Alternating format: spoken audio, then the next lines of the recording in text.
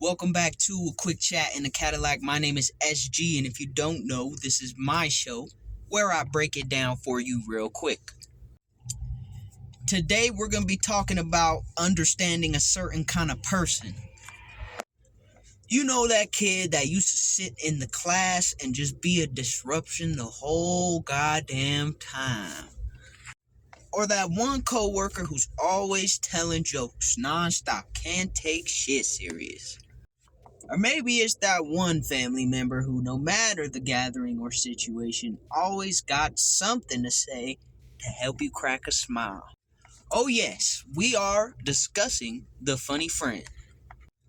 Now, for all my fellow funny friends out there, that sounds a little strange, so pause if necessary. But to all the funny people out there, you can watch this video too, but this is for everybody else. Because comedy, like many things in life, is tragedy. So when they tell you to check on your funny friend, they ain't fucking kidding.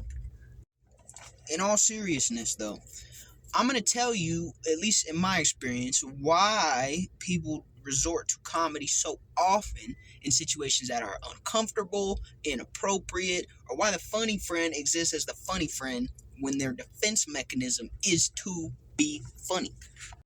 First, we have to examine funniness with a fine-tooth comb. See, funniness or making people laugh is the one thing that can elicit a response in almost any circumstance. Really, there is no place, as long as you're in the right place, there is no place where you cannot make someone laugh. I'm talking about you could be funny at the DMV, you could be funny at the funeral home, you could be funny at the motherfucking doctor's office, funny at the presidential inauguration. If you're funny, you're funny. People gon' laugh. And oftentimes people who are characteristically funny, they don't have the same level of intensity or seriousness in a lot of cases where people think they should. Maybe they do sometimes, but not all the time. If your funny friend goes quiet, some shit is going on, because most of the time their defense mechanism and response is going to be to make others laugh. Now, these are habits that are developed from an early stage in life, whether it's adolescence, childhood, young adulthood, whatever the case. The funny friend was going through some shit at one point in time where they learned that they could only elicit some sort of value or validation from being a source of comedic entertainment. And when they provide that entertainment, they feel as though they are being seen, so they're more valuable to others, especially when you're in a vulnerable phase of life like childhood or adolescence. This is where you can see disruptive behavior begin to establish itself. Really and truthfully, what I'm saying is the funny friend was neglected. Okay, the funny friend was neglected in some way, shape, or form, and the only way that they were able to get some sort of response or interaction with others around them is to make them laugh. All right, most people enjoy laughing. There's not very many people in this world, dare I say, that don't enjoy laughing. So it's an easy way to elicit some sort of response. The funny person, the funny friend picked up on that reality and understood, if I do this, then I'll get this. And therefore, they strive to become the most hysterical person in the room at that time. Therefore, the most valuable person in the room at that time. And now they have value. Okay, it's no longer neglect. It's no longer feeling isolated. It's more so seeing the value of yourself through the laughter of others. How beautiful and twisted is that?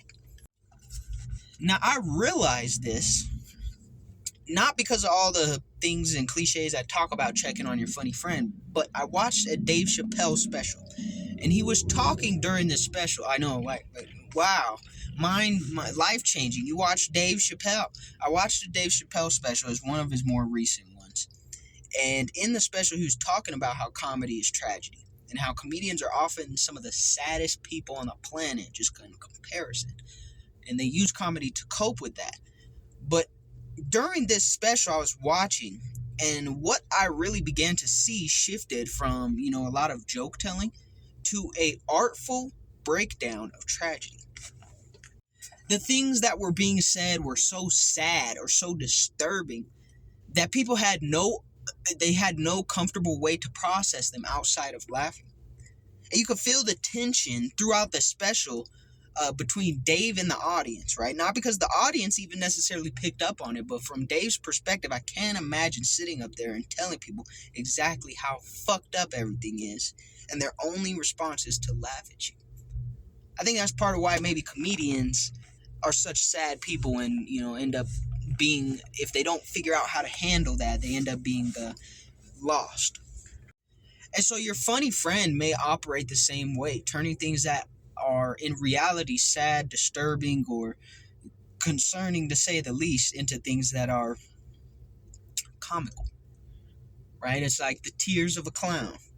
I guess that's where that saying comes from, but I guess we also don't realize, or maybe we just don't want to face the fact that comedy is one of the easiest ways to cope with hardship. But it costs.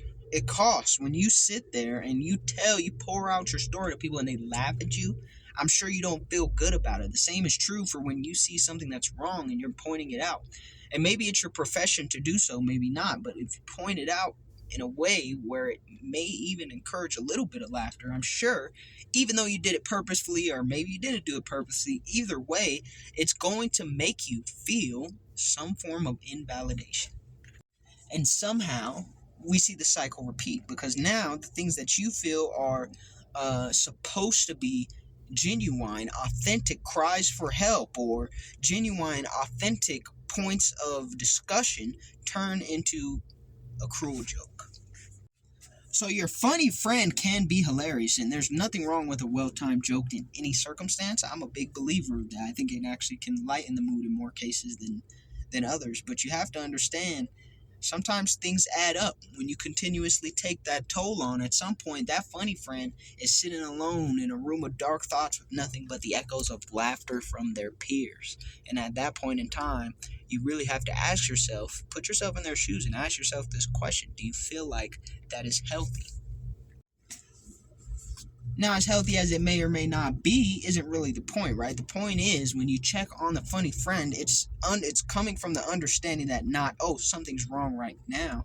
It's that, listen, I know that your way of coping is taking on comedy, and the funnier that they are, the chances are the more deeply that they feel these tragedies, the more deeply that they feel their struggle. It's not always true. There are exceptions to the rule, but it's something difficult to accept. And if it's difficult for you and I to accept, imagine how it feels for the person who is the funny friend. So check the fuck up on your funny friends and do so with genuine authenticity.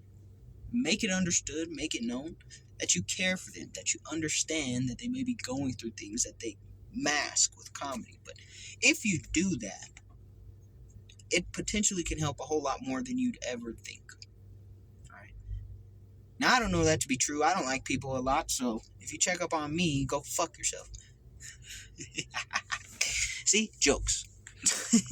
No, but seriously though, you got to check up on all your friends, but don't forget about the people who seem to be doing all right because they make everyone laugh or they're always jovial and smiling. A lot of times, those are the people who are struggling through the most difficulty, so much so that they can't even express it on the outside in fear that it would overwhelm those around them. All right, it's not something that's easy to do. It's not something that's easy to understand from the outside either. However, it is worthwhile. You never know. That funny friend may grow up one day to be Dave Chappelle or, Richard Pryor or George Carlin or whatever the case, right? I mean, pick your poison when it comes to comedians. But Adam Sandler, there you go. There's another one. I mean, at the end of the day, you just want to make sure that you're taking care of the people around you, even if it appears that they are doing okay by themselves. All right. I think that's the message for today. Peace.